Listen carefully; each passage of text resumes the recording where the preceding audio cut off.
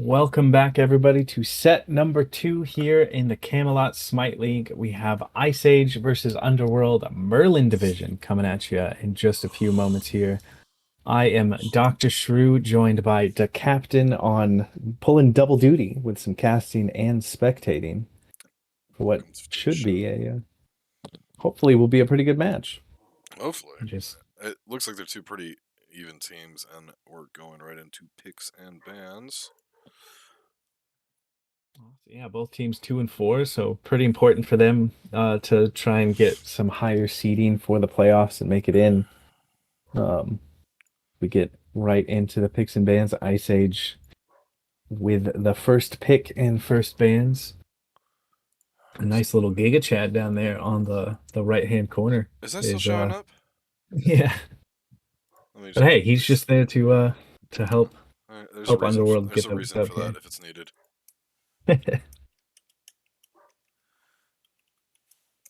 Should be a fairly interesting matchup um, with between these two teams. I know that um, Pokemon AI is a pretty strong mid laner for this Ice Age team. So we'll see how he adapts to some of the different changes with 10.3 today and how the builds have been shooken up If I as we remember see. him correctly, he does like to play a lot of these gods that are super meta right now.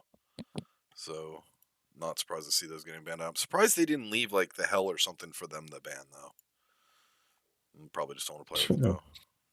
Yeah, just opting to get that out of the way if it's not something that Pokemon's comfortable in mid, though it is a support pick as well. The Ao Kuang getting banned is a little interesting. He kind of got hurt by some of the changes and nerfs in 10.3, not quite in the same strong position that he was last patch.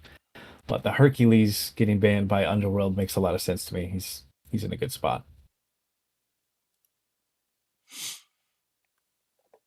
Terra getting prioritized as well. She Which does makes bring a lot.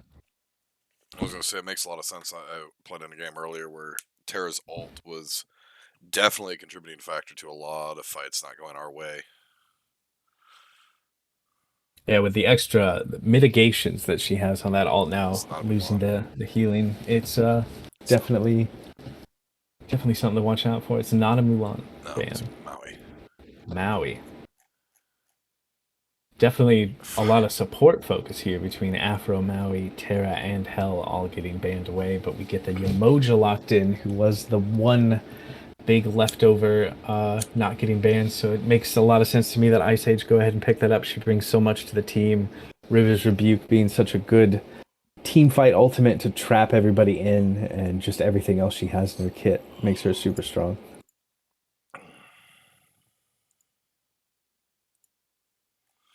Ooh, I like Wait this. to see what Underworld decides to lock in response.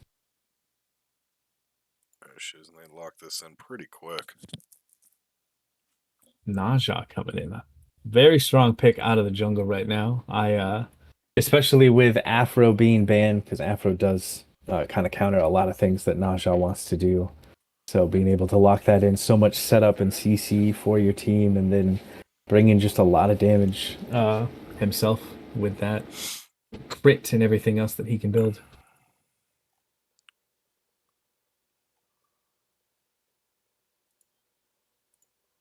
Cullen getting hovered and then locked in.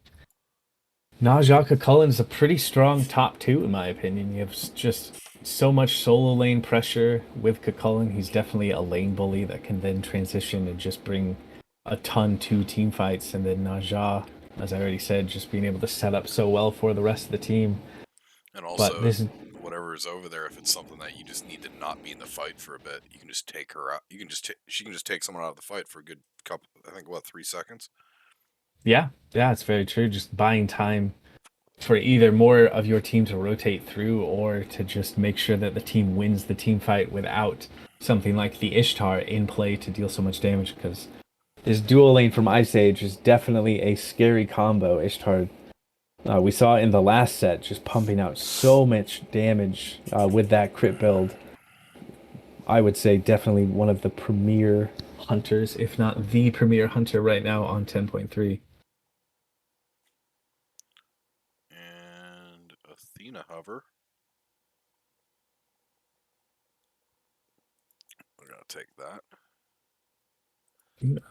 It definitely brings a lot. I mean, the global presence of Athena alt is never something to forget about. She can just be anywhere on the map at any time, and then Confound is just such good setup and CC for the team. You combo that with the Naja, it's just a lot that they're going to be able to do. Going to be interesting to see what Underworld opts to go for to follow up with all that CC. They have all the setup, they have all the frontline now. They just need their two backline carries to follow through on all of that.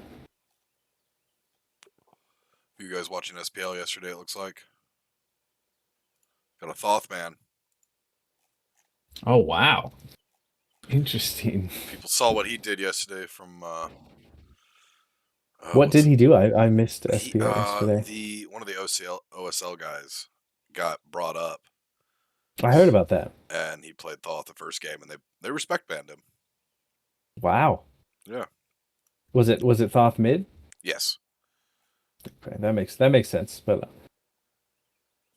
so we get the Merlin ban as well coming through, and then Thor Rat just two good jungle picks taken away. I assume the blank spot on Ice Ages is Surtur. Uh. Yeah. Let me go ahead and fix that.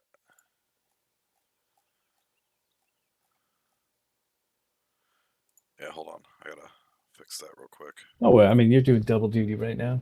It makes so yeah, okay. Giga Chad or Surtur picked up second. I mean, I mentioned Cucullin was a lane bully, but he is not as much of a lane bully as Surtur is. I feel like Cucullin brings a little bit more once rotations start happening. A lot of engage, a lot of just damage and setup. But Surtur is the lane bully over there, so Cullen's gonna have to play a little bit safer against that pick as the Baba Yaga gets locked in for Underworld. I like Baba Yaga. I have not played her on this patch yet, but I feel like, I mean, you still just stack uh Book of Toth, which, didn't get nerfed or anything. I feel like it's definitely still a good pick. But against an Agni, definitely gonna lose out on some pressure early because Agni just will absolutely blow you up at any given moment once he hits level 5 and has those bombs and can get the stun off. Baba Yaga is gonna have to use that home sweet home to stay safe. Speaking of safety, Jingwei being the last pickup here for Underworld in that duo lane. One of the safer hunters, and then just in a crit meta, Jingwei is always going to be terrifying. She doesn't have to worry about building quite as much crit because of her second ability buffing up everything that she can do. And she's just going to be able to bring so much damage once we get to late game to just one or two tap this Ishtar or the Susano or the Agni is something to keep an eye on with every passing minute of the game. For sure. And Agni's gonna have that. They're gonna have a lot of confirm with that Agni. Or not a lot of confirm, but they have a lot more confirm with the Agni than anyone else on this board, which I think is going to be pretty helpful for them in the later game objective fights. Definitely. They definitely have the best secure in the lobby. Home Sweet Home is okay for secure, but definitely not on the same level as those bombs from Agni. The one thing that Underworld has for their advantage is Jingwei can just absolutely melt objectives once she has some crit online with just the raw amount of damage they have. So they'll have the burn. They're just gonna have to be careful about it getting stolen away by Pokemon on this Agni. For sure. Still just waiting. I don't think they put load spectate delay on, so we might be here for a second. We do see that Tyron has been pulled up from Lance to play in this game for Underworld. He just finished his set against the Lance Ice Age team, and he looked pretty comfortable in the picks. I know he has a Cucullin in the God pool, so we'll see how he does getting pulled up into Merlin here. Right now he's playing Cucullin into probably a slightly better support or solo. If were to go by divisions. But with that being said, Jaeger is one of the better solos in the Lance division. So Yeah, he is. So he definitely had a good warm up to step up into this game. If we take a look at the drafts overall, I feel like I kind of have to favor Ice Age. Looking at big picture, Emoja just brings so much to so many team fights. She loses out on the like mobility to that Athena, but I feel like River's Rebuke just brings more than anything else does. And I just feel like overall they just have the better chance of doing this with the extra secure from Pokemon's Agni, as we talked about. Ishtar might not be Jingwei, but she still pumps out so much damage with this current crit build. Worley should have a good chance at winning the lane against the Cucullin. I just feel like Ice Age on paper have the better draft.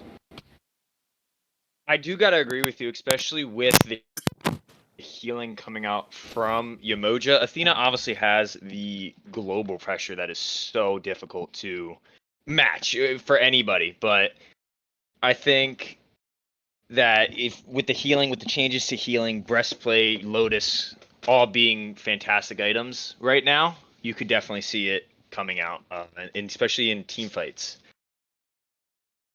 Yeah, I agree. I feel like just gonna be a lot for Underworld to have to get through if they're gonna try and take the W here in this game. But I don't feel like they're out of it or anything. I mean, Baba Yaga once she gets some items stacked and some items online, just brings so much damage, and she has that added safety of Home Sweet Home. So once we get into the team fight phase, she'll just be able to live through some of the pressure that Ice Age might be trying to put on her and return so much damage.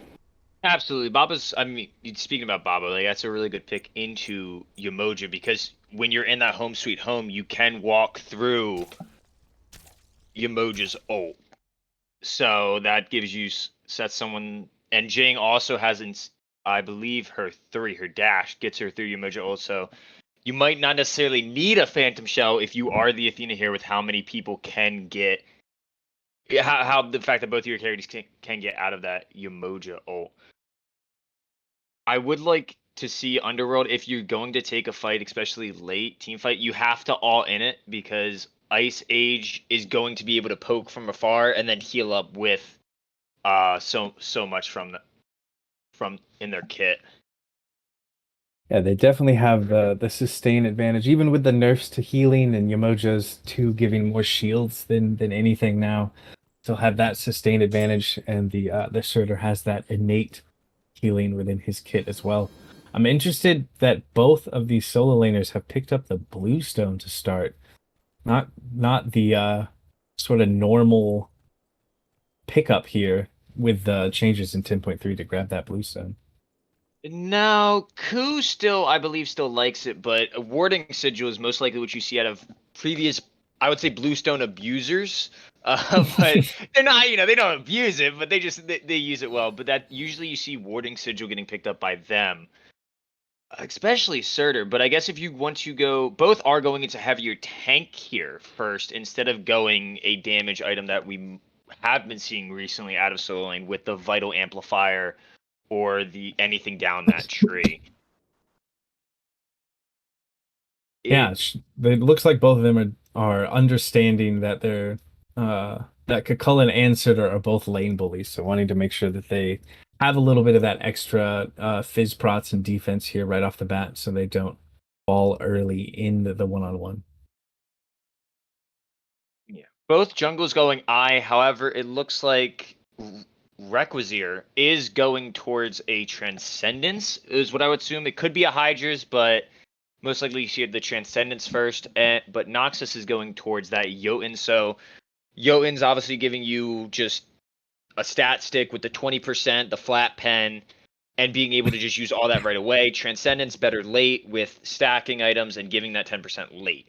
So you're going to see Requisier being wanting to not get active early, more late. Noxus should, as soon as that Jones is the line, start trying to ult people. Yeah, definitely going to be a quicker start for Noxus on this Naja should start getting active earlier than the Susano, which I mean makes sense to me. Naja brings so much once you hit even just level 3, having the sash, being able to set up for your team, so going something that allows you to get active quicker. He's a good call in my opinion. Absolutely. Susano's also more late game anyway, so not hurting not having a Susano involved early. It does look like Ice Age is having the pressure in this duo lane. It's probably what you assume considering Ishtar versus Jing. And even a Yamoja. I mean, Yamoja helps out so much with Clear with her having just more abilities than everybody else. She really does, and Jing's never someone that's going to have the pressure early in the game. We do see a rotation coming over here from Noxus on this Naja, that early aggression we were talking about, maybe coming to fruition here. The dash in confound onto Ishtar forces the beads. Good stun though out of Yamoja, and the Riptide gets them safely away. That could have gone a lot worse. That was a well-timed combination of abilities from Hunter. Absolutely great stun. However, the beads are used by Alfred, so within these next 2 minutes, 2.5 minutes, you're looking for this Ishtar to. This Ishtar is very, very susceptible to a Noxus gank. To even a Jing knockup can into a taunt can just absolutely shred this Ishtar right now. She has to be careful. She definitely does. And once she can hit level 5 and have the CC immunity in her ult, that'll give her at least a small level of extra safety until these beats come back up. But it's definitely something she needs to work out for. It's actually a solo kill. Rayquaza knocking down this Naja, proving everything we were talking about of who's going to be good early versus late wrong, and getting that first blood. You'd love to see the mechanical diff call out casters. I still, if I'm Noxus, I'm not letting this get me down. You just take a deep breath, reset, and just as soon as you hit that 5, you should be good. But just gonna take a little bit longer now, sadly. You can see some of the damage that Ishtar can bring already, able to use the dash aggressively and poke out stay reels quite a bit. But here comes that Naja on the rotation again. He's level 5. Rivers of Butte comes out. That ult was used early by the Ishtar. Looks like they might be able to turn something around here, but someone is very low as the Naja ult gets pulled up into the air, and it will be Alfred falling to Noxus. Lots of low health bars on the side of Underworld though, but it doesn't look like Hunter will be able to do anything about it. Yeah, and that's exactly just taking advantage of the beads being down there. Hunter tried to keep Alfred alive for the. He tried his best. Great Rivers Rebuke just wasn't enough, sadly, because nothing you can do once they get taken into the air. You just kind of got to sit there and hope they come down alive. Yeah. Fortunately, it didn't work out for Ice Age. At that moment, now 1-1 in the kills. Pokemon pretty low there, but still aggressively stepping up. You can definitely tell how comfortable and confident he is on this Agony as he backs. I hope to see the Doom Orb pick up here, which it does look like that is the direction he's going. Such a strong stat stick now. It's just hard not to want to pick that up early in the mid lane. Absolutely, a lot of power. It gives percent pen now, so that's something else which you don't have to get. As it looks like there's a fight. It looks like just some poking. Do more. It has a great tier 2, which is what a lot of people do like about this. However, we do see a gank taunt in. Could be a lot of trouble here for Alfred. Thought he could take the 1v1. Did not know that the Athena was on the rotation. Throws out the ultimate just to make sure that he's able to walk away safely, but will have to back to base. Yeah. Do more. Like I said, has a great tier 2, so it's always been pretty good. But now with the percent pen on its tier 3, it offers so much utility with giving insane power, giving insane, as we look like have another fight come out of this blue rotate. Invade going on here, lots of damage coming through, and this Susano does get the kill, but Worley will fall right as he lands. Home Sweet Home comes out, as does the Tornado, but it's not quite enough, and the Susano does end up falling there. A 2-for-1 trade in favor of Underworld, only losing Tyrant in the process. Yeah, it wasn't enough protections that Worley had to not get absolutely shredded by that Niza one, which I recently learned it does in fact shred prots. I was The just ring surprised. toss? Yes, it does. I didn't I know did that not know either. that. Wow. Right? Such a bloated ability. That's crazy.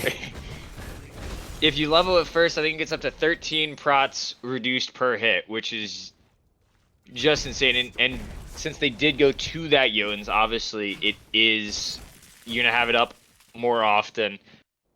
It does look like Worley went through that breastplate of regrowth, which when he picks up his little Lava fire orbs, orbs? lava Yeah. orbs. I didn't know what the right yeah. He is going to get that passive, which you're going to constantly proc to get extra power, to get extra movement speed, which is just going to be fantastic for him in the lane. It's going to help him in his boxing, and just outside of it in general, rotates are going to be a lot easier. Do see him stepping up and bullying Tyron here, who's transformed on the Kakulin, but very low. Worley is going to commit the end of days ultimate, see if he can land it correctly. He does get the knockup, but the return knockup from Tyron is too good, and he manages to stay alive and get the kill. Well played by the Lance Division solo laner, pulled up to Merlin. What an insane play! Just using the tower so well there to keep Worley away from him, and just being able to buy time so Worley takes that tower shot. He's able to finish him off with his one. As it looks like another fight is breaking out here in duo lane. River's Rebuke is good, and Pokemon is here on the rotation. Does get the kill onto Blue, dropping the support, putting a lot into that fight, but getting the pick makes it worth it here. As they do decide that they're going to pull this Gold Fury 8 minutes into the game. They have 4 members. They should be able to burn it. And only Stay Reals is nearby. Draco does have some decent steal potential on this Baba if she's not able to hit, but Agni Bomb's good enough to make the secure happen there, but Draco's not done yet, getting aggressive onto Pokemon and does manage to get the kill, but could be in trouble afterwards as Jusana rotates through. We do see this Noxus on this Naja rotate over as well. Here comes the Athena on the ult as well. Naja taking Draco up, and Draco gets the... Naja did not take Draco up. That would be a team kill. That is not a thing that happened. Draco getting the kill onto Hunter there at the end. I wish I could do that to teammates sometimes. I wish. Someone's feeding too much, just grab them. No, but this is exactly what you wanted to see from Noxus, from this Niza pick, is getting involved early, taking someone up into the air, just removing them from the fight, and getting your team, buying time for your team to wrap around you, so that way you can kill them. Because when you have the Athena ult takes time, but if you just Niza ult someone, the Athena has time to get there, as it looks like Noxus wanting to get onto Worley. A lot of damage coming through, but this Surtur is extremely fast with that breastplate of regrowth, but off-screen Blue dashes in, securing that kill onto the solo laner. But you saw just how fast Worley can be when he gets that passive from the breastplate of regrowth going. Absolutely. I am hoping Blue's backing. There it is. There's the prophetic picked up, because Hunter has been able to stack up this item a decent bit while Blue is just now getting it. So you could see Hunter maybe call for some plays, call for some, as the fighting just does not stop with these teams. Oh, the wall's stopping it, but luckily Jingwei very safe with that ultimate. Does manage to get away, it seems. Hunter not wanting to stop it quite yet. Stay Real's got low, but should be fine. Naja here on the return gank. Does get the beads out of Alfred on this Ishtar. And the ult as well, so now Ishtar very, very vulnerable here in the duo lane. Absolutely, but however, that was a really good pre-beads, because Noxus did do the 3 ult combo. So Noxus ult is down, however, 30% cooldown, it's not going to be down for long. 60 seconds at most, and you're going to look to see him immediately aggress onto Alfred, who does not have any cooldown, so that ult's going to take a little bit longer to come back up. Looking at the builds, Baba... Coming here in solo, Worley in trouble, but does have end of days to just get up into the air and safely all back to his tower. Nothing happening there. Surtur, the better Jormungandr, as I like to. Baba is going for a double stacking build, which means it obviously doesn't take her that long because, you know, the house, the passive, you build up stacks as time goes on and you're able to. They are looking at the Pyro here. Blue, however, again, does not have that prophetic stack at all. So not tanky enough to actually sit there and just deliver the poke that maybe Hunter would if they want to come over and try and take this. But double stacking, as you see, Baba's almost done with it. So something insanely strong that Baba can do where she can take a late game build and just make it work in the mid and the early because that's already stacked. You thought it would take a while, it does not. The house giving those passive stacks just so strong for Baba Yaga. Regardless of what the meta is, if you pick Baba Yaga, you're gonna at least double stack. As another scrap in duo, Alfred does put down stay reels with the ult, diving that tier 1 tower by himself. Hopefully starts backing right. Should be safe if that back, as long as he doesn't interrupt his own back here. Nox is not going to make it in time. Yeah, beautiful solo kill. That's, I mean, already a level ahead, and it's probably going to extend. However, it does look like Underworld have the lead everywhere else except for duo lane. So I'd like to see them maybe put some pressure on that right side of the map. However, it does look like they're going for Oni here. At least pressuring around it. Yeah, Pokemon taking a lot of damage from Noxus, but the Surtur is here and Worley is looking for a fight. Going up into the end of days early isn't even needed as Susano's able to put down Noxus completely on his own. Now Worley should just be able to zone any sort of walk up by Underworld as the rest of his team pulls this Fury. Yeah, looks like a re-engage might happen from Underworld, but I think it is done as he is out of there. He did not want to be there, so he just cleared like half the map in 2 seconds with the Breastplate of Regrowth proc. That was insane. Good TP over from Worley to make sure that they can get that fight going. Forces Noxus' ult, and then gets Noxus low enough to the point where Requisitor can come in and just body him in the 1v1. That trans is stacked now, so you are getting the 10% cooldown, so you're not too far behind in cooldown now from what Noxus is, and you also do have increased power. However, you don't have any flat pen, but you're getting more with the assassin passive that, you know, recently added. Yeah, definitely, and it looks like the builds beyond that first choice seeming to be pretty similar. Both of them opting for Hydras, as both of them utilize Hydras so well, and it looks like we see Noxus was thinking about heading over to that solo lane, trying to see if he could get some pressure back onto Worley, who is definitely making his presence known. Even with those 3 deaths, just that one rotation to Gold Fury kind of making up for all of that. Absolutely. You do see the Susano going into what I would assume to be Bloodforge, as jungles most likely do not go Devos. I could be wrong, but Bloodforge double stacking Susano? Double stacking Susano. Bloodforge recently getting a buff, a slight nerf to its lifesteal, but that's not really where you win it anyway. Usually you did go for the power, and now it has movement speed and attack speed, as this Pyro got shredded. Great rotate over from Alfred over from dual lane over to that. His tier 1 tower is down, so he has no need to be over there anymore until that wave is pushed up. But you see Requisitor going over to the Bloodforge, which is going to give him a lot of power, going to give him movement speed, going to give him attack speed. It's going to make everything just a lot simpler for him, and also the passive of it. When you get a kill, you get even more movement speed and a health shield. It's very good for Susano, who has to get very close to his team, as it looks like an ambush could be getting set up here. It does indeed. It doesn't look like Alfred is too concerned, but maybe he will be now as he sees Noxus around. The beads are forced, but he does manage to get away safely. Now it's a counter rotation out of the Ice Age team. Pokemon putting down stay reels for daring to attempt to step up to his teammate there. Yeah, you know, ult was used there. Sadly, just that's the downside of Athena. You give the person that you're going to 30% mitigation, but that takes time. Not always going to get there. Also, both relics are out of Alfred though, so I would like to see Noxus go back to that if possible. But of course, can't stay around that long.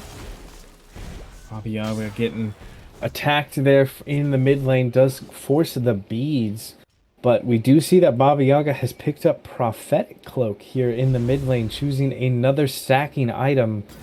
I assume that if he picks that up, the stacks must work from the house, but as I say that, Draco gets demolished by Requisir here on the Susano. River's Rebuke used as well to secure that red buff and the kill.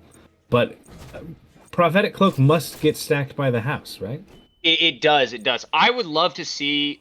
He's not. I was going to say, I would love to see an all-stacking build from this Baba. Fully dedicate. Go Book, go Warlocks, go Gauntlet, Prophetic, Charons. He could go Charons. I think that's what you were about to say. Yeah. Oh my god. You're thinking 3 steps ahead of me. I would love to see it. Just fully dedicate. Go the ult timeline as well. Be tanky, be damagey. I would love it. As they are starting on this Gold Fury, it looks like Underworld are privy to it though. But Ice Age do get to secure those Agni Bombs, as we talked about in the picks and bans, so good at making sure that objectives go their way. Requisir on the Susano picking up another kill, now 5-2-1 as he drops blue on the Athena. Yep. Was that the Athena's first prophetic stack? It was. Okay. Only won 18 minutes into this game. That is a little bit rough. Maybe you do want to try and get in there a little bit more. Athena, you are behind though, so it always makes it more difficult. Athena is going double stack though, just gets the gauntlet now.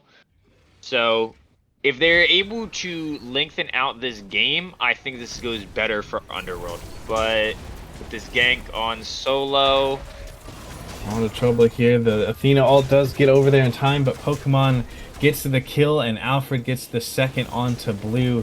Fight not done yet. Good River's Rebuke to save a teammate's life there, as Warley's now chasing under the tower, trying to get some damage onto Noxus. Draco hopping into that home sweet home to try and protect this tier 2 and turn around a kill, but Rayquaza dropping Draco inside of the house. So much damage that that extra shielding didn't even matter from the ultimate. This Yamoja is absolutely insane. Hunter is playing the best Yamoja I have seen in a while. These Rivers Rebukes have been absolutely just insane. I can't think of a better word than insane. He has called out Jingwei Dash twice now, I think. It might have been more. And every single Rivers Rebuke, he's getting at least one person locked in, if not two. Yeah, he's definitely doing everything you want out of a Yamoja for his team, just making sure that they are able to get the job done. Now, after that Pyromancer Ice Age, looking like they're up around 7,000 gold here at the 19, almost 20-minute mark. It's definitely can't be a feel-good for Underworld when your mid laner has more prophetic stacks than your support player. Definitely not. I don't think that was on the bingo card. But I don't think it's not all doom and gloom because of the changes that 10.3 brought in. It's gonna get to a point where they won't get anything for killing your duo lane, which is great. Right now, if anybody kills blue but Hunter, they don't get anything for it. So that's gotta feel at least somewhat good. And there's also the chest camp that's going to make it so that way you're able to get gold back based on how much you have down. So if you're able to stall out this game long enough, you will come back eventually. Gold stops mattering eventually.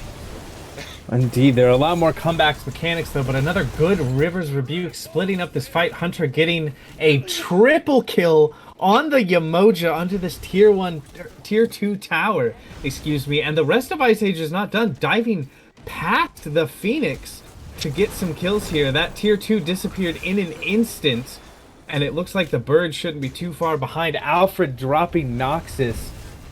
We were talking about how good Hunter was on this emoji. You were giving him props already, but that Rivers Rebuke getting 3 kills and leading to a Phoenix dropping is just unbelievable. Hunter said I wanted to get in on the kill party. That's the only thing it is. He said, Worley, you're the only one now. I don't have kills now. It's you. You're the issue now. What a triple kill. I was talking about how the only one who could get anything out of Blue, killing Blue, would be Hunter. And then he just got a triple. And now he is higher level than the entire enemy team. Or on level with them. That is just absolutely insane Rivers Rebuke. This man plays Umoja.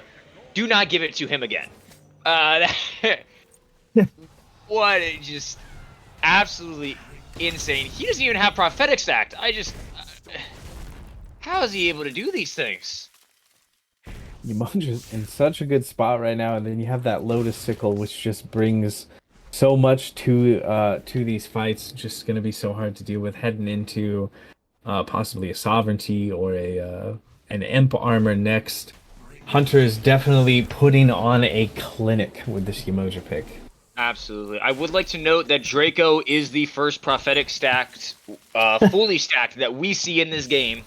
Getting it third item, saying supports are chumps, I can do it better. Yeah, we won't mention the house that allows him to do it. No, not at all. No, he did it all on his own. Yeah. Worley, Ice Age has so much pressure right now. You are 14k up. I don't even want to think about the XP you're up, just based on Hunter alone. But 6 levels in support, 17.7k experience difference. The good news is they only hit 20 once, so just like gold, XP will no longer matter as Rek goes into the backline and gets a solo Does kill. get Naja alted though, and will be dropped by Draco, but Pokemon turns one back around on Stay Reels in response. Tyran here, super low, jumping back beneath his Phoenix. Ice Age, you still have to get this tier 2 before you can start diving into the actual base of Underworld, but it looks like they will get that one done. Absolutely. I believe Requisier got blue, and then they were able to get Reels after that. Yeah. I think that's completely worth. If you are Underworld, you'll take the 1-for-1. Sadly, Reels does die in the aftermath, but anything to get a little bit of gold, a little bit of XP going your way, you will take at this point. Definitely. The kill did go to Draco, who I feel like, especially now that he's picked up this Rada Tahuti, which does break the streak of stacking items, but it is a very good item right now and will definitely help his damage. Giving that kill to Draco, even though it costs you the life of your support, is going to help out in the long run. Worley in the back here with so many around him, not carrying, actually going up into the ult and not running, turning around and landing into a group of them there. Another good Rivers Rebuke trapping people in as Albert drops Noxus. So much damage coming through from Ice Age here onto Underworld as Pokemon drops this poor Athena to the grave. Once more, Alfred getting a kill as well as Pokemon. That is a 4 for none trade so far. They should get this mid-bird without issue. And honestly, that's probably just going to be game. This probably is just an absolute clinic from Ice Age. Draco might... No. Draco, Worley Worley finishing this game without a kill. Might I know, the only one in Ice Age to do it. So Hunter has that over him. Note for this game, if I'm Underworld, do not let them get the emoji again.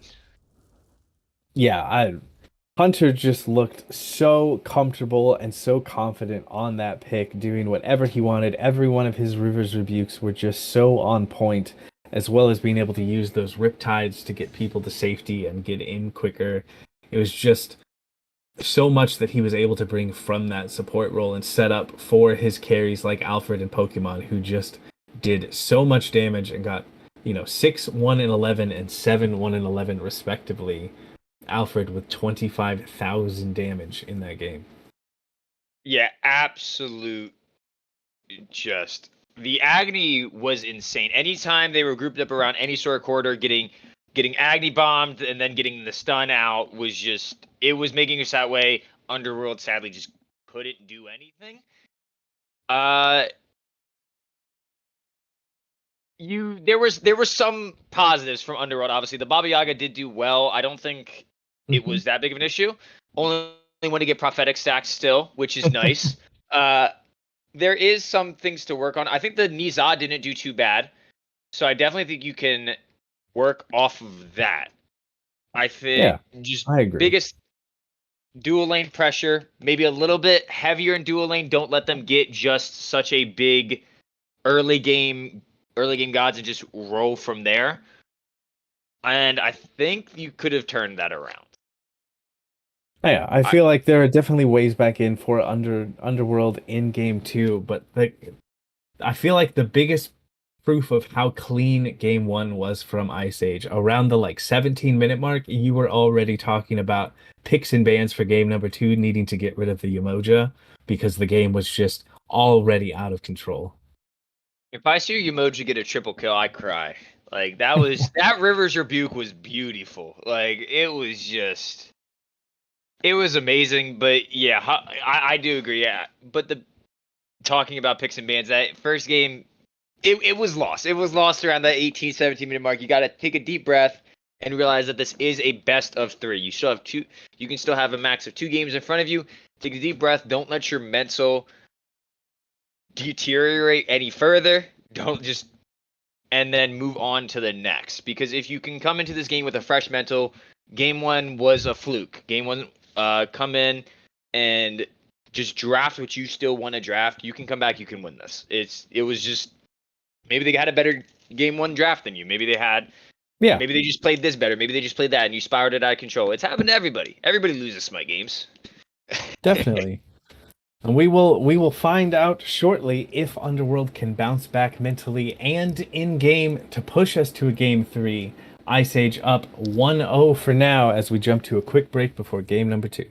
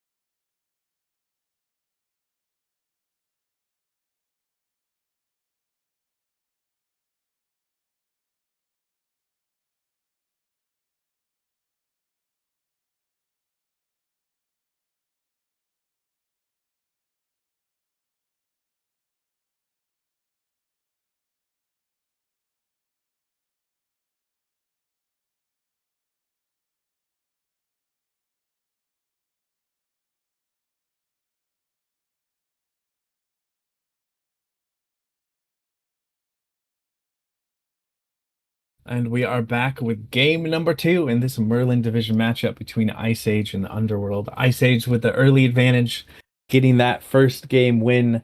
But as we were talking about at the end there, it is not all doom and gloom for Underworld.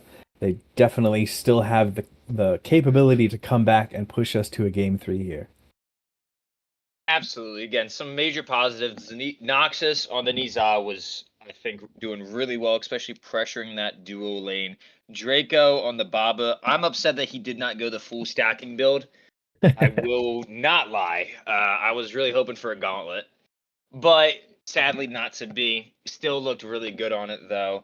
Was able to handle the Agni, especially handle Agni's damage early, which is always something good. As soon as Agni hits 5, his one shot potential is just disgusting, and you got to watch out for it. That's why I don't play mid.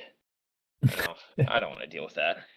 I play mid most of the time, and I, for whatever reason, cannot make Agni work. And so anytime I'm against an Agni, if I'm able to do what Draco did on the Baba Yaga, I definitely feel good about myself as you make it further into the game if you're not getting absolutely blown up once he hits 5.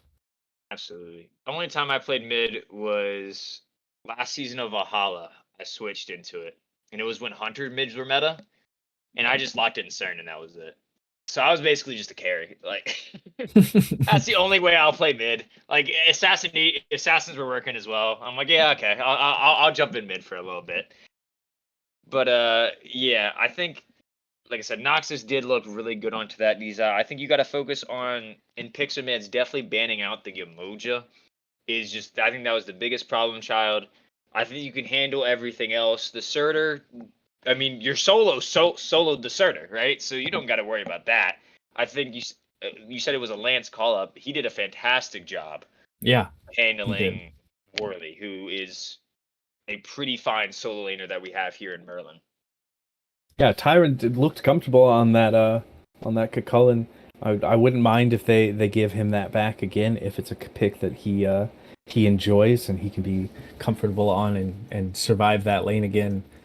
I it I it looks like Underworld is going to be first pick, so that puts the pressure on Ice Age to be the ones to ban Afro. Otherwise, Underworld will be able to pick that up, so they should have a bit of an advantage being able to grab something a little more high priority as one of those bans should be Afro out of Ice Age, at least. I would love to see the Afro. I would love to see it solo, frankly. I'm an Afro solo player. I know everybody's thinking she's good in support. I want to see her solo. Lock onto the jungle, give the jungle like 200 of each prat, and let him go to town. Well, we saw Afro Solo in the Lance Division game earlier today, and it just ran the entire lobby, connected up with the Ishtar, and just made the carry unkillable. Yeah, Afro is. I mean, the healing. Even though they have obviously 10.3 have nerfed the healing overall, there have obviously been some buffs to it. The items are a big one with Rod getting a buff. It's that way you're healing 25% more if they're under 60% now instead of under the 50. And then there is an entire tree of healing items that do better. Rod of Aselpi is giving 10% cooldown to yourself and I believe everybody around you as well in a 30 unit radius. So whoever you're locked onto also getting that 10%, which is fantastic because everybody loves cooldown. Everybody loves it. Abilities get back on faster. Who doesn't want that? Yeah. I Uh, as much as Afro is so good right now. I just for Ice Age's sake, I do hope they ban it because it is just such an oppressive pick right now on 10-3. And if it gets through, it's just so hard to deal with like the entirety of the team because you can't kill the Afro because she's going to be full tank. And so if you decide to ignore and try to focus someone else, she can just kiss that target and then they are impossible to kill. It's just so hard to play against. Absolutely. And then you have the beads and I guess all on like for 2 seconds, Yeah. which is just invalidates so many things. As a jungle main, I cry when the enemy gets Afro. Just knowing that I can't dive one person and perhaps two because Afro themselves is really good. But if I'm Underworld, I'm definitely looking at this Yem, and I'm looking to play through one of my playmakers of Draco, of Noxus, especially get Noxus on something they're insanely comfortable on. Maybe even take a higher priority to duo lane. than they did last time. And even if you think the Jing is good, maybe you go towards the Ishtar because hey, that's more pressure. Let's get pressure in dual lane so that way they just can't get pressure that they did and they ran us down. And so instead of being under my tier one, I can push them back into their tier one, and we can get these buffs and we can get the XP and we can force these gold furies and get better positioning in fights around them. I think is a big key for Underworld moving forward. This dual lane, I think, is going to be the focus of Pix Advance. I agree. I mean, the Jingwei is very good if you can have the time needed for her to farm up, for her to get those crit items online, get those levels. But Ice Age just never really gave Underworld the chance to do anything with that Jingwei. They were under pressure constantly. And it was just very hard for anything to happen over there in duo. Ishtar just brings so much more early than Jingwei does. It's hard to fight back into. Absolutely. It does. It also doesn't help when everybody's going crit. Jing kind of doesn't have that niche anymore. She always is that niche hunter with, she goes to the crit. When crit's good, obviously she's good. But it's always better to have more crit than your opponent, which, when you pop that 2, you can stack up to 3, you can stack up to 6, I think, if you pop it again. And so, you have 6 additional autos that do range and do 20% crit. That, which is just obviously insane. The Athena didn't really get a whole lot done for Underworld there, which is a little surprising because she brings so much like potential with what her kit is capable of, but it just didn't end up working out there. I don't know if I'm Underworld if I want to go back to that pick or maybe you just say that, you know, that game one didn't go our way even though we had the picks we wanted and they could try to just like run it back. Yeah, I think the Prophetic's first stack was at 18 minutes is It's rough. always a bit, yeah, it's rough. It's rough. And then going into a double stack as well, I probably would have liked to see a Spirit Robe there in a second, just completely divulge going, I'm not getting this stacked. I need prots now. Give me something that can help me now versus helping later is always good. Right now, Athena's not bad, but one of the biggest points is that it is single target, where it's only one CC. It's single CC, right? You only have that taunt. You sadly don't have anything else. And so if you can't connect that, or if you die before you can get it off, which seemed to be the case last game with that Athena, it's just not as you're not going to get as much value as a Yomoji that can stun from range, that can River's Rebuke, that can Riptide, everything from range. And so it's obviously one of the negatives, but of Athena, risk versus reward. You can get that triple taunt into triple Jingwei, knock up into everything if it works out, but didn't in that game sadly. Yeah, and I feel like that is going to be the big thing is it didn't work out that game or is this Athena just not going to be quite the call? We'll find out soon as the teams are still getting the lobby set up. So we're going to go ahead and cut to another short break before we get back into picks and bans for game number 2.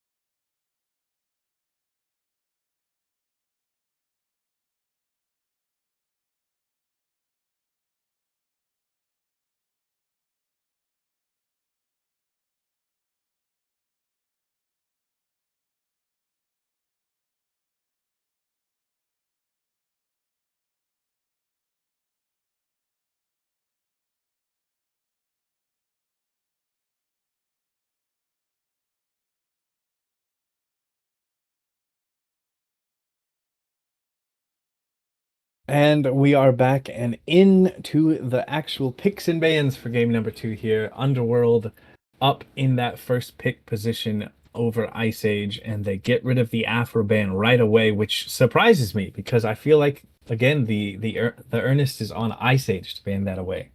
Absolutely. Usually you want to force something out, force someone to ban, especially second pick that you know is the de facto number one. There's the Yem ban at the very least. Ice Age banning Hell. These two do not want any sort of healing as the Terror comes out. No healing for anybody. We are not Does healing. does seem to be the call so far, taking away uh the support picks mostly here. Just Hell able to flex into mid, but mostly these are support bans. And the It's a Nami ban coming through from Underworld, matched by the Ao Kwang. How do you feel about the It's a Nami choice? Very, very high. Oh, we're being told by production that it is not an It's a Nami ban, it's an Ishtar ban, which makes so much more sense to me. Ishtar bringing so much, It's a Nami bringing like level 1 pressure. Banning out the dual lane, which is obviously incredibly was the problem for Underworld Game 1. So definitely going into this, you're at least having Ice Age have to go a fresh dual lane who they might not be as comfortable on. These might be their top ones. Oh, we're hearing that Ice Age also has a Lance pull up as well in the solo lane. Jaeger coming to join this game, so it'll be just a repeat of set 1 in the solo lane, Jaeger versus Tyron, as the Maui gets locked in and a quick response from Ice Age, locking in that Hercules for their sub Jaeger. Perk is disgusting in solo lane right now. I think he is, if not the de facto number one, a very close number two. If I'm Underworld here, if my sub is even somewhat close to it, I would lock in Hades as an Artemis gets locked in. Nope, never mind it. Athena. Athena. So Ice Age clearly is going. That's a little bit of a flex pick, I think. Telling Underworld, we're going to show you how to play this pick, show you how to Yeah. build prophetic faster. Very good front line coming out from Ice Age, though. Herc and Athena have so much ability to just pull someone out of position and into your team. You're at Pyro, and then all of a sudden you're at the enemy's red from an Athena taunt, a Herc to a driving strike. It's just so much disrupting and displacement DC coming out from these two. As I said, though, I would like Underworld to lock in Hades here, as he's the only one I think can actually match Herc's pressure in that solo lane right now. Surtur could probably match the pressure in the actual laning phase of that solo lane, in my opinion. But then once you rotate into the more team fight, uh, it, time period of the game, Herc just has so much better initiation and can bring so much more to the fights over Surtur. You're absolutely right. As X Ball gets locked in for Underworld, a global ultimate, at least in the sense that everybody gets affected on the enemy team, making you blind, except for a small area around you, giving the X Ball increased attack speed and longer picks, and a Bakasura locked in as well. Those two, I do think, go very well together, because you cannot see a Bakasura sneaking up behind you and then ulting you. And I've been in that situation where an X Ball ults and all of a sudden all my HP is gone, and I go, well, what happened? Bakasura is in such a good spot right now in 10-3, in my opinion. Just such a hyper carry that Underworld now has in their pocket, which, yes, Ice Age has lined up this very strong front line, but X-Ball is just going to jump over them and demolish the carries that Ice Age will have, is assuming he gets to play his game. Absolutely. You even mentioned X-Ball survivability is a huge part of it. CC immune jump, if you can get it out. There is a small, very tiny portion where you aren't CC immune as you start that jump. But yeah, Bakasura is a high performer right now. His cooldown went from 14 seconds to 8 seconds on his 2, which means he is going to be running around and eating all sorts of camps. He can eat a mid camp. He can eat one of the mid harpies right away as it spawns on base. So just look to see this Bakasur not even want to fight. Unless someone is like 2 HP, until I'm level 20 as this Baka, I'm not fighting. I'm going around, I'm eating everything, I'm hyper farming, and then I'm just jumping out. I'm out of here. So the As the Baba Baba Yaga locked. picked up for Ice Age this time. Correct me if I'm wrong, but that was an Underworld pick before, correct? Yes, it was. So Yeah. we have both the Athena and the Baba Yaga getting picked up by Ice Age, taking those picks away from Underworld, almost using them as like extra bands, as well as being able to put them on their own side as the Cucullin band comes through. Cullen coming out from Ice Age does not want Tyron back on that pick. Thought maybe trying to get him on something uncomfortable. As a Jing comes out from Underworld, Ice Age is having the first pick when they come out of this ban phase, so maybe not wanting Ice Age to be able to pick the Jing before they can respond to it. Merlin from Ice Age, very solid mid, has more abilities than you, can kill you with them. Underworld going completely for dual lane bans here, ending out their last ban with the Charybdis. Now, if this Ice Age dual lane wants to get a hunter, they're gonna have to dig a little bit deeper into that god pool with Ishtar, Jingwei, and Charybdis being taken off the board. Very safe pick taken out as well, I would like to mention in the Jing and Charybdis. Uh, especially going into this X ball that in lane does like to dash into you. So not being able to dash away with the Jing, not being able to self banish and then run away with the Charybdis is very big because now you might have to actually stay and fight the X ball as even if you pick something like CERN, which would be another top ADC, you still have to go and fight it. Zing getting locked in. Xingqian locked in here. That tells me that this is Athena jungle coming out of Ice Age, putting that flex pick that Athena can bring into a different role and putting Xingqian in support. Xingqian could go solo and Herc could go support, but I would assume I think I've seen Jaeger play this Hercules before, and if he's getting pulled up into an upper division, they'd want to put him on something he's comfortable on. So I'm gonna place my bets that this is Herc solo with Xingqian support and Athena in the jungle. Interesting Bologna pick into the Zing. As I was going to mention, Zing does, if he hits you with that one, at max level, your autos do 50% less. So very interesting to pick an auto attack warrior into this. Bologna obviously has great lane pressure. That's without said. I don't know if it's matching that of Herc right now, just because Herc getting both of his rising uppercut and driving strike as an 11-second cooldown is just insane for his lane as Cupid gets locked in from Ice Age. So a pick that can shut down X-Ball with his ult being a cripple, a fantastic team fight ultimate, able to heal as well. And obviously having this done on Heart Bomb is fantastic. It's going to be interesting to see as it looks like this Zing is going support. So yeah, going to be able to help peel off this Baka and Bologna onto whoever they go on with the one making the and both of them do 50% less damage on their autos. It also Also, looks like Jaeger is off rolling, getting pulled up into Merlin and thrown into mid as he's on the Baba Yaga.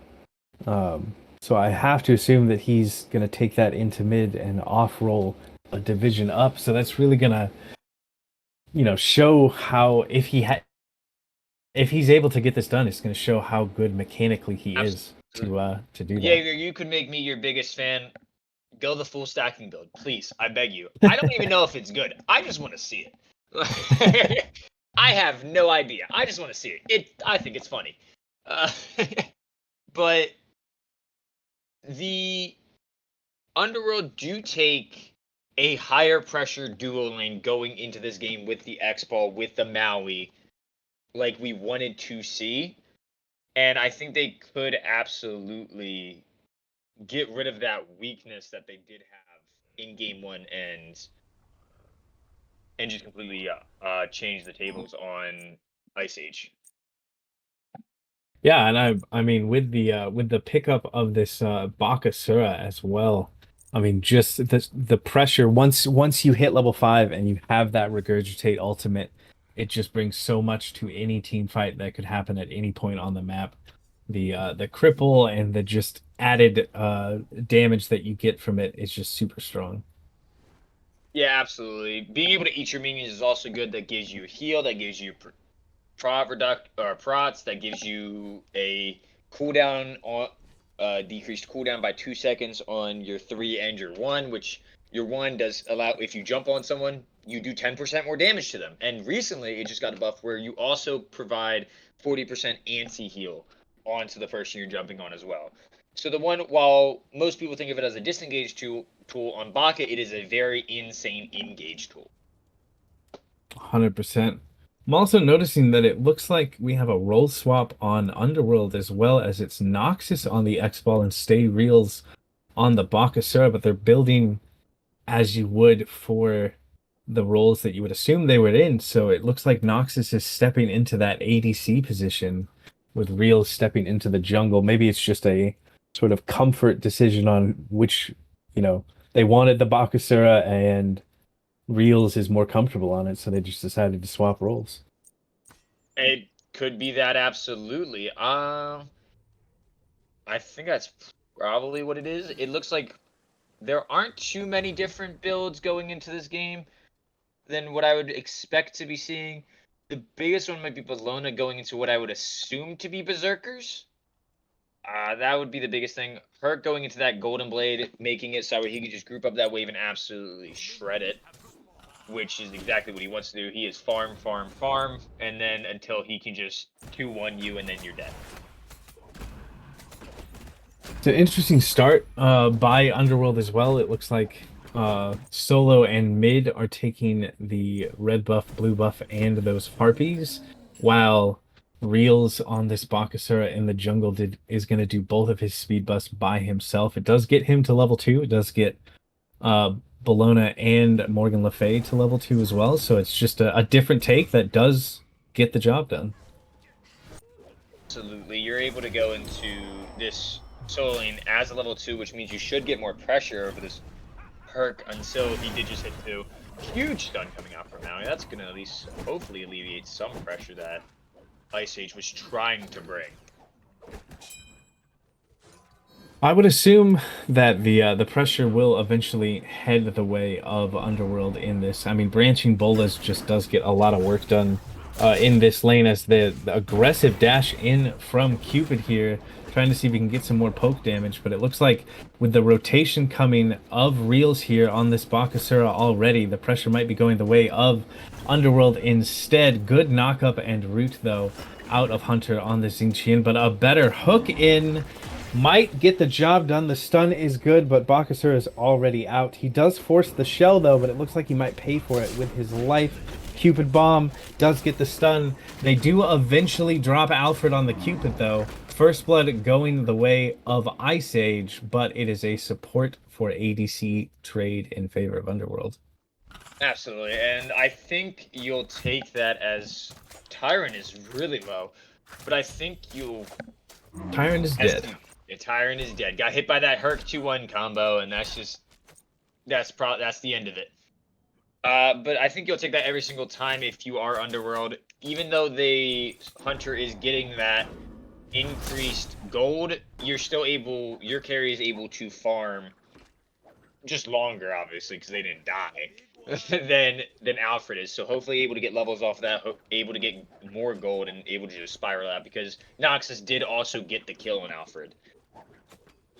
Yeah, and a kill going the way of your carry while the other carry does drop is just gonna help so much with hopefully getting an XP and gold advantage here. They're even for the moment, but I would say that probably a half level lead in favor of Noxus as he does get poked out quite a bit here. We could see another aggressive dash in, and we do, but Rising Jaguar very safe for the X-Ball, and he's able to dash safely under his tower. Absolutely. Yeah, that was just good jump. It does look like this, like you said, the half level lead. I will say, Jaeger has disappointed me. I might cry. He did not go a stacking item first, so the dream is dead. Ooh, that's interesting. I mean, I definitely think that I assume that'll be like a Spear of Deso. It's very strong right now in mid to rush that. But I mean, you're Baba Yaga. I feel like if there was a god to stack on, no matter what the meta is, it's got to be Baba Yaga. Yeah, Deso does give some advantages though over Book of Thoth. Even going it, it gives 5 more flat pen. It is 300 gold cheaper, which means you're able to get it online faster, and obviously the passive as well.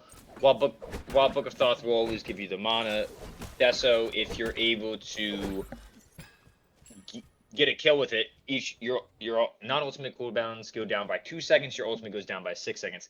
And if you go the Deso Rod or Doom Orb start, you get the same amount of power as you would having a fully stacked Book of Thoth Warlocks. So there is definitely some thought process of what kind of person you want to go. I would assume that Jaeger wants to go a more bursty style rather than the sustained damage that Draco was trying to go for next game or last game. That's true. And I mean, because you're Baba Yaga, I guess you don't also have to stack first. Like you're always going to have the ability to use your passive to gain stacks regardless of what phase of the game you're in. So if Jaeger decides, at the 15-minute mark, he wants to get a fourth item Warlock staff, he could do that and get it stacked up relatively quickly as the Athena ult and the Cupid ult are burned here, forcing the beads out off of Noxus, who does manage to get away safely. Now we have a re-engage here by this Underworld team. Landfall used, but not too much effect as there are 3 people. It's a 3v2 here, but it should fizzle out to nothing, ending up with just the beads and a forced back for Noxus. Yeah, it does look like it. I would like to say that Hunter does already have Prophetic from that first blood bonus, so that 500 gold is really paying as Worley gets another solo. It looks like he ended that one with his the giant boulder, whose name is escaping me sadly. But that is exactly what I'm saying. Herc has insane pressure. It just doesn't have a name anymore, clearly. That's what we've learned. Yeah, that's why it's escaping my brain too. It's because they removed it from the game, the name of it. Like I said, the Herc pressure. Here comes the first regurgitate that we've seen so far. Lots of damage going through. Can he get the finish on to the jungle? He can, but Tyron does get the last hit in there. Baba Yaga rotating now. Home Sweet Home is out. Damage going through on towards this Jaeger on the drops there into Baba Yaga. For some reason, struggling to talk correctly during the fight here. But that is 2 kills for Tyron, who was 0-2 up at that point. Definitely a big boon for the solo laner of Underworld to try and get back into this game against Worley's Hercules. Tyron is on Worley now. I don't think he can chase that out. He sadly cannot. Yeah, Tyron said, who needs lane? I'm here for the 5v5 anyway. Ice Age getting a little too aggressive, going for an XP camp invade, which just puts you in that small corridor where Regurgitate has the perfect R, so that way you cannot dash out, you cannot driving strike out. You are just stuck there as he is doing true damage to you with his autos, and that is somewhere no one wants to be. And so Real is able to get them low. Draco having an incredible rotate over after Tyron gets a huge ult, as you're seeing an aggressive dash in from Cupid. The confound is good. Good. A lot committed there to drop Noxus, but it does end up resulting in a kill, which makes it worth it that both Fields of Love and the Athena ult getting used. And it did Noxus's beads just now coming off cooldown, so they timed it very well as Worley might be in a bit of trouble. Regurgitate slightly off the mark, and this Hercules is going to be hard to knock down. Driving Strike pushing them away, but the jump is good from Reels, who does get the kill eventually. Worley going from being up a couple levels and 2-0 to dropping dropping a death there, and it's allowing Tyrant to get back into this game. Absolutely. I also think Stay Real's getting that kill was insane for Underworld. That's exactly who he wanted to go on. Tyron already caught up with getting the kill and also getting the 2 kills beforehand. Stay Reals is about a level and a half ahead now because he was the one to get the shutdown bonus onto Worley. So that's going to allow him to just get to late game earlier, which is obviously what you want, and just keep farming, keep farming, keep farming. It does look like we have a different second item in this mid build. Jaeger going to what might be a Divine Ruin or a Magus. I would assume Divine Ruin or Magus. Meanwhile, Draco is going into that do more brought up to Hootie second item that you see occasionally.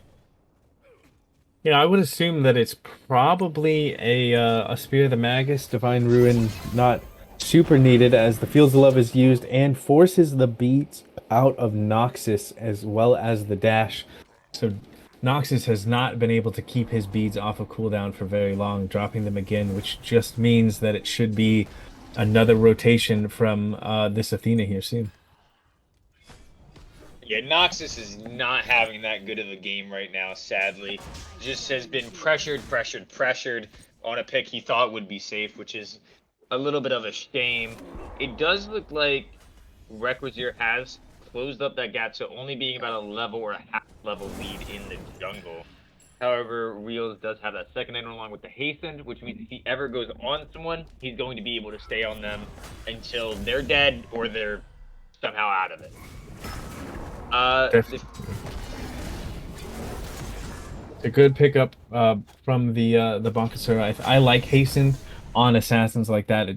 Once you get that jump in, it's hard to be peeled off without some extra help. So in a 1v1, you can just constantly stay in there using those autos. And here, as we say it, Regurgitate comes out onto Worley. Look at the damage that this Bakasura is putting out already. Tyron getting the last hit for that kill.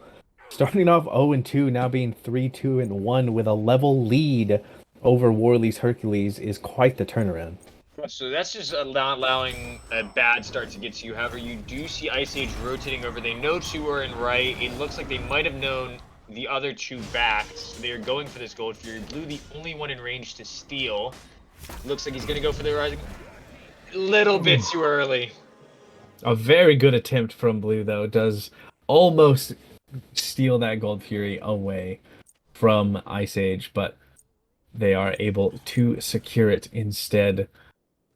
As we were saying with the not letting a bad start get to you, that's exactly what I was thinking. This Underworld team, when they dropped the first game, they were not doing so great at the beginning here. As yet again, Fields of Love is used aggressively on to Noxus here, but Underworld is not letting the first game loss or the beginning sort of laning phase not going their way.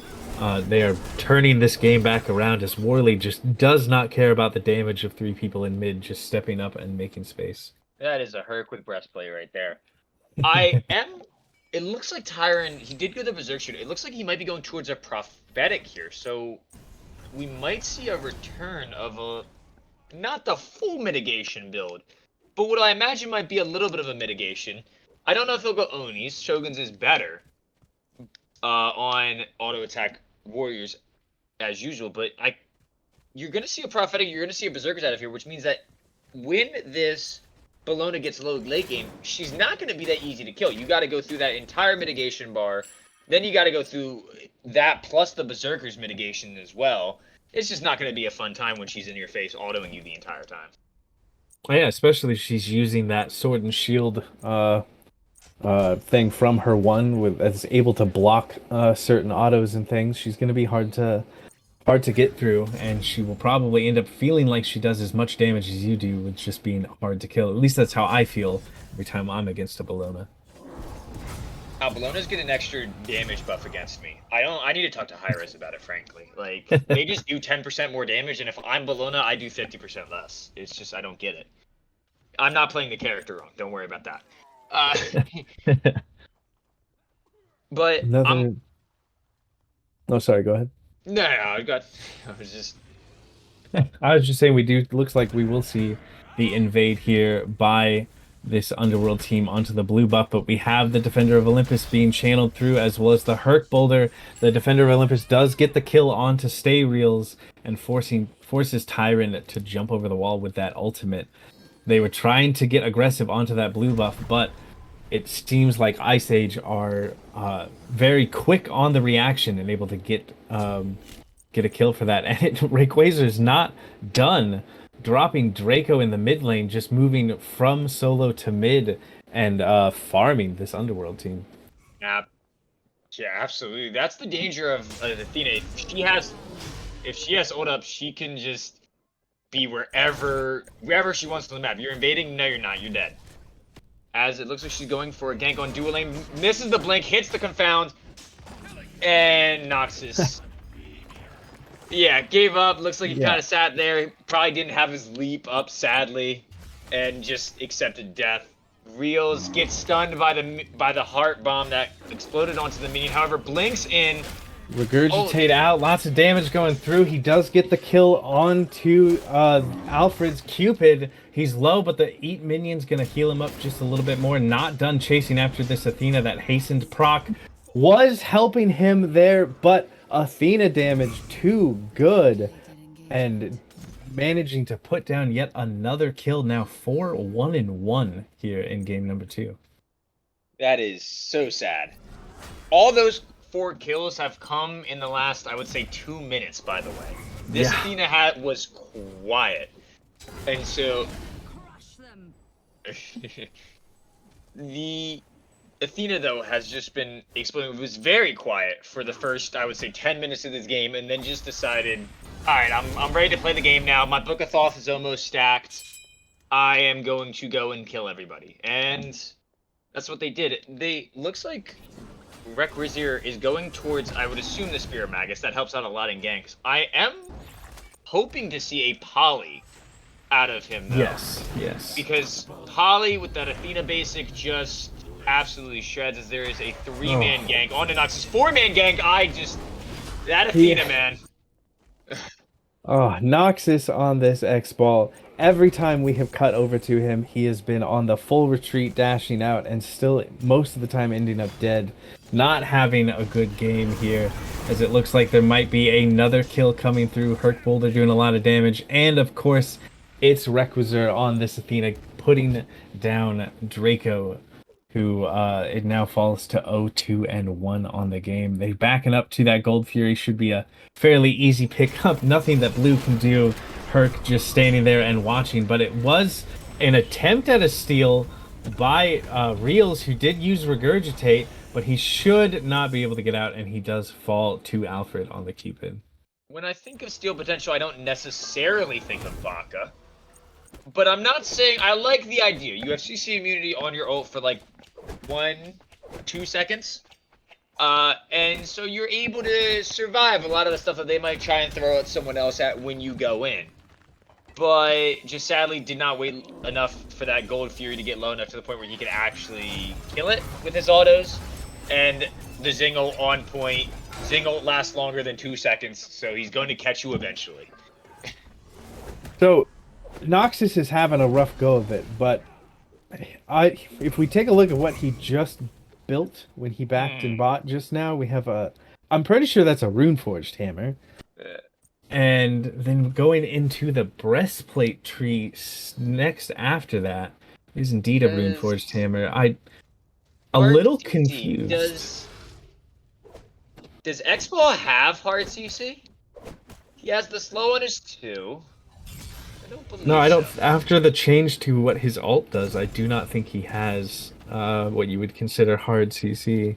That is interesting. So getting the HP and MP5 out of that, which X-Ball does benefit a lot from the MP5. That's why he's usually, when you see transmitters, that's why X-Ball is usually run. I don't know if you're getting much benefit out of the passive, as he does fall down again.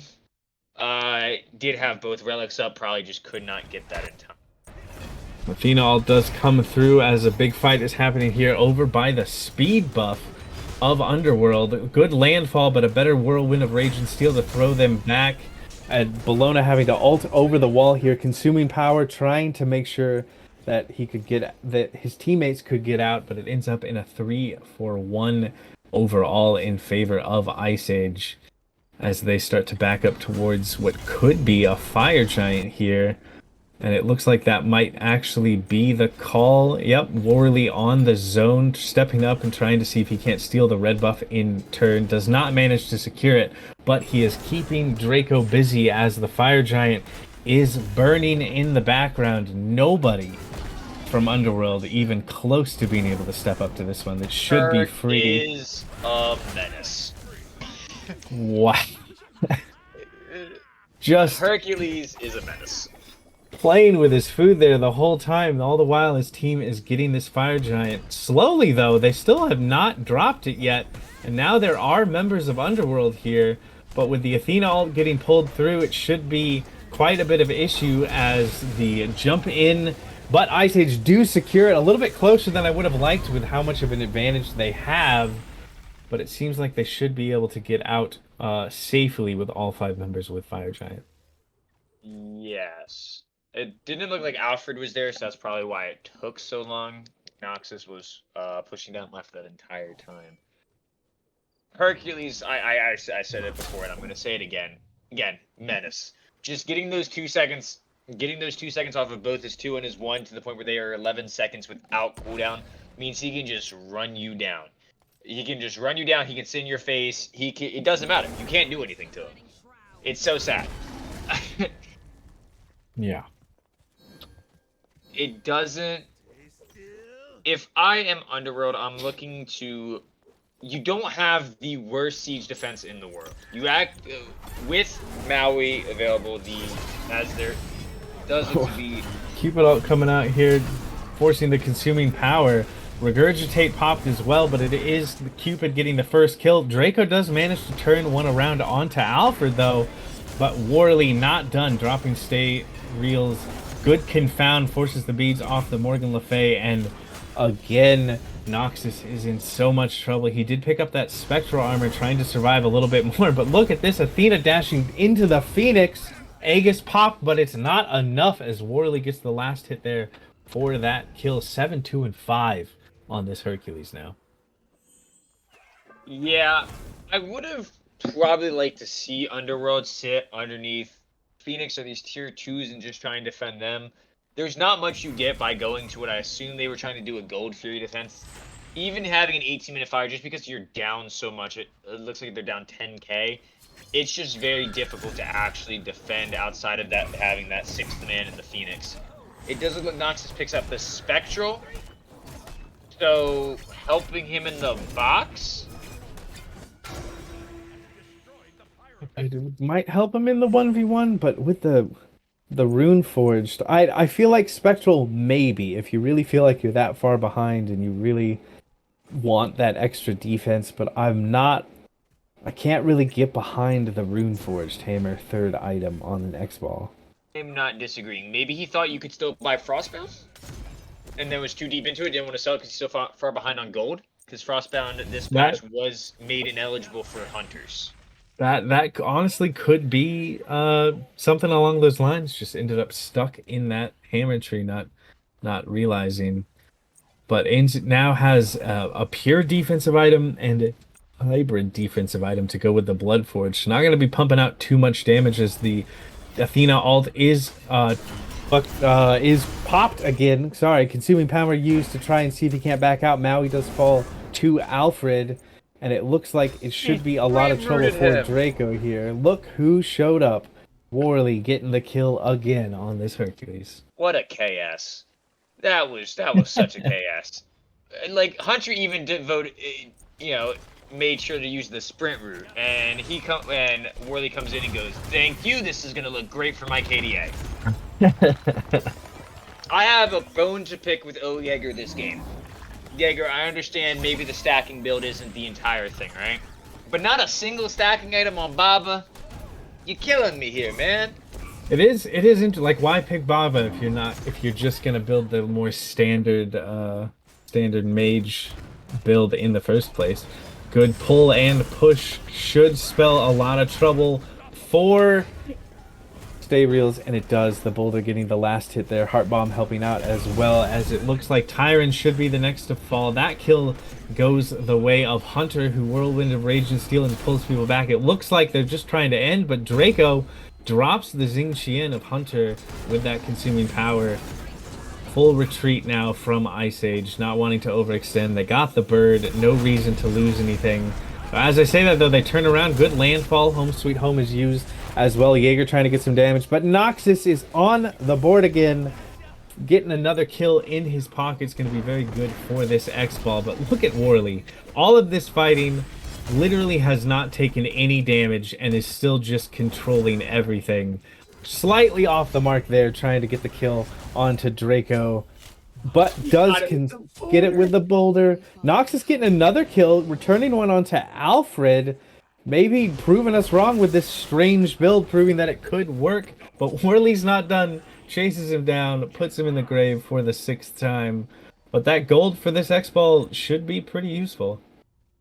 Worley started that fight with a boulder kill, and he ended that fight with a boulder kill. That is disgusting. Just showing why Herc is the top solo laner, showing why you should not let this god through, or if you do, please, please, please top pick it. Tyron did go Pestilence in that 3rd item slot. 4th. I don't usually count starter, but 4th item slot did go Pesty, so hopefully able to mitigate some of the healing. Didn't seem to help that much, but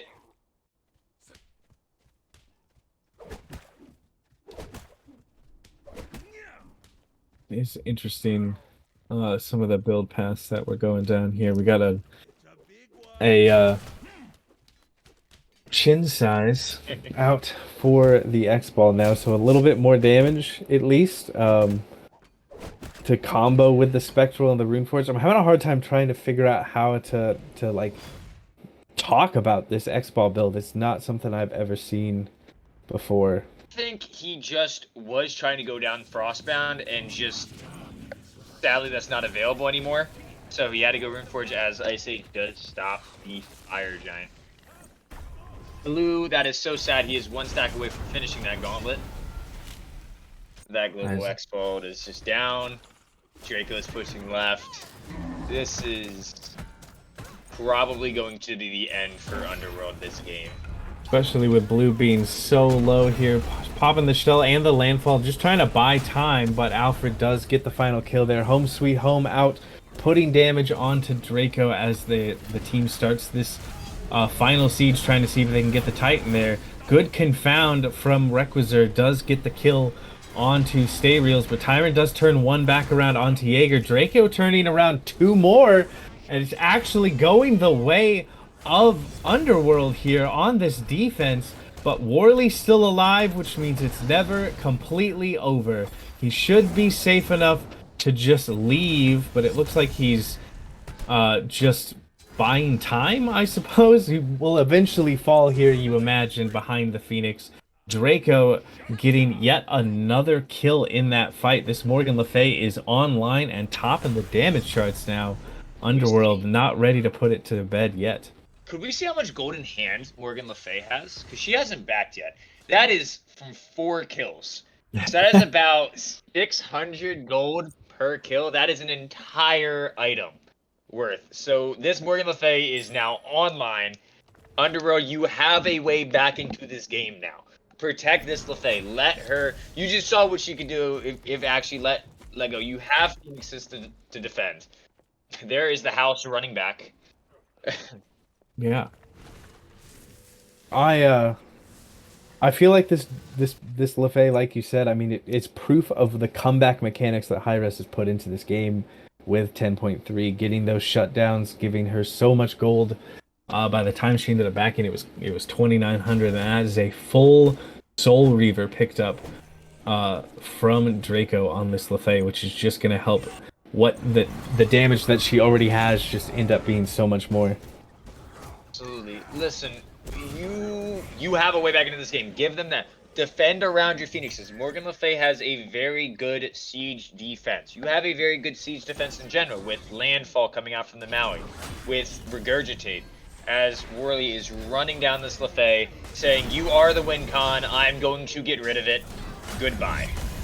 And get rid of it they do. Lots committed, but Draco does end up falling. And with this mid bird at half health, you have to imagine that Ice Age is going to walk up and try to deal with it, as it looks like could be death for Tyron as well. Pops the shell, but does get thrown back by the Whirlwind of Rage of Steel. Regurgitate is out, but Alfred does not care, dropping down reels on the Bakasura. This X-Ball is moving into what I imagine will be a Shogun's Kusari as the last item pickup here.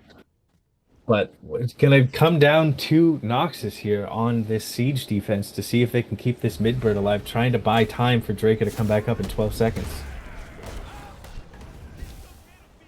Landfall off the mark, and here comes the Athena alt Defender of Olympus getting the kill onto blue as Noxus is forced to retreat back into the fountain. 5 members strong here, stepping into the Titan room. Your win con Thinking is about back in see if they can Draco. get it. They do have that back, but look at Worley pulling him out of the fountain, making sure that they know that it is never safe. But they are going to back up. Fire Giant is due to respawn here in just a couple seconds, so that is the safe option. Pick up the tier 2 along the way. Absolutely. Please, Underworld, do not go to contest this fire. Please give it to him. Just give it to him. Just protect your siege. Go get your shit. Go get your chests over and left that they just pinged. Go try and farm somewhere else and just try your hands at siege defense. You haven't even tried it yet. I think you actually have a pretty decent one, as I've been saying all game, with so many as Tyron's going to. I don't mind them sending just Tyron to try and steal it there. He will pay for the attempt with his life, but it looks like they brought more people. Draco, though, getting a kill, as does Reels before he falls to Albert. Draco getting another one, dropping this Cupid, but does end up falling to Jaeger on the Baba Yaga. And now it seems like Maui might be in a bit of trouble. Good stun out onto Worley, but Worley is extremely fast, just off the mark with the pull. They are chasing pretty hard onto this Maui, but he's also running them right back in the direction they might have probably wanted to go anyway. So it's not too much of an issue, as X-Ball is here now. Yeah, Not this doing a whole X-Ball's lot. into this Herc, sadly not doing a whole lot. He did go down and get that Shogun's. He's surviving a decent bit, but surviving without doing damage is not exactly what you want out of an ADC, and I don't look for my ADCs to really box a solo laner. As I don't think I've seen Worley miss a rising uppercut in about 15 minutes, if not more. This man is putting on a clinic on her. It really is. 11, 3, and 17 is just insane to see here. This is, I mean, we're 31 minutes into this game, but he's affected so many of the kills, only 6 not being touched by him. Yeah, absolutely just insane. This combo that they have going on where Worley will initiate and then Requisier will follow up with the ultimate, so making a tanky Hercules even more tankier for a short amount of time, and then you all of a sudden have an Athena in your face. You are getting confounded, you're getting Rise and Uppercutted, you're getting Drive and Striked, you're just dead, as we can see here from Noxus. Exactly what managed to get away with the Rising Jaguar, but pulled back in immediately. Here comes Defender of Olympus, as we talked about. So much damage out of this Athena, and does drop Noxus in the front there. Only blue left alive to try and defend this Titan from all 5 members of Ice Age. He does have Landfall, but will he even get a chance to use it? The CC chain was just too good, and he will get dropped, and Ice Age will take this game after 32 minutes of just clean smite play. Yeah, not too much more to say on that except for clean smite. I think that Ice Age had a very clear plan in mind when they drafted that Herc and Athena. We didn't know it at the time. They knew it, and they delivered on it exactly as how they wanted it. Herc goes in, Athena follows up, confound, into driving strike, into rising uppercut, because Worley just doesn't miss. They said it just doesn't happen. 38,000 damage from that Hercules, only being outdone by Alfred on the Cupid. Their player damage is just kind of dwarfing everything except for what Draco did for Underworld. Draco's Morgan Le Fay was very impressive to watch, though. Definitely the sort of shining beacon that Underworld had in that game. Absolutely. You're looking at this Morgan Le Fay, something that you know you can at least go back to in the future, as this was probably their win con this game, playing around this Le Fay. Sadly, just pieces couldn't click together. Definitely, I would say some things to change up for Underworld, but Ice Age, again, put on a clinic. Just build paths a little bit odd, with especially then the Rune Forge for X Ball into the 2 defense items, but we try things out, apparently. Early in the patch days, they had subs. Both teams were running with subs, so they're not at their, max capacity of what they're capable of with their potential here in the Merlin division. Definitely, stuff to keep an eye on. They were trying stuff out. And eventually it ended up going Ice Age's way, them taking the 2-0 here in the set against Underworld. But I gotta say that, Jaeger off-rolling into Baba Yaga, he didn't do half bad. Getting pulled up division into a different role. He didn't stack on Baba Yaga, but he didn't do half bad. I can't give him any credit. He didn't go stacking build. Like no, he did great. He did an amazing job. He did exactly what I think you wanted to see him out of mid lane if you are the Ice Age, and that is not dying, playing safe. I don't need you to pop off. I don't need you to get kills. I just need you to play safe, so that way everybody else around you can facilitate and do the damage that they're doing. 100%. Well, that is going to do it here for us in set number 2. I've been Dr. Shrew, joined by Things Go Boom and the Captain on the cameras. Thanks, everybody, for hanging out for this Merlin Division game, and we'll be back in just a while with our Arthur Division matchup at 7 p.m. Eastern.